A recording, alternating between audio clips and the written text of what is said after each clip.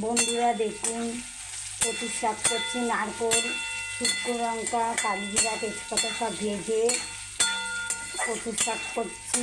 এই যে কচু শাক সেদ্ধ হয়ে গেছে, এর মধ্যে ছোলা, কাঁচা লঙ্কা সব সেদ্ধ সব দিয়েছি। নিয়েছি কচু শাক, নুন হলুদ দেওয়া হয়ে গেছে।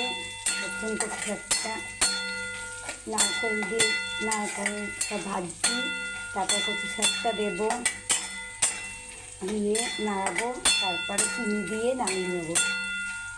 নারকেলগুলো ভালো করে ভিজে নিচ্ছি, লঙ্কা তেজপাতা নুন হলুদ দিয়ে দিয়েছি একবার, এখন আর দেবো না নুন হলুদ। নারকেলের মধ্যেই নুন হলুদ দিয়েছি, কচু শাকের মধ্যে সেদ্ধ করার সময় নুন হলুদ দিয়েছি, এখন আর দেবো না। লাস্টে চিনি দিয়ে নামিয়ে দেবো। তোমরা কীভাবে কচু শাক করো বন্ধুরা কমেন্ট করে জানাবে। রাখছি বন্ধুরা, সবাই ভালো থেকো, সুস্থ থেকো।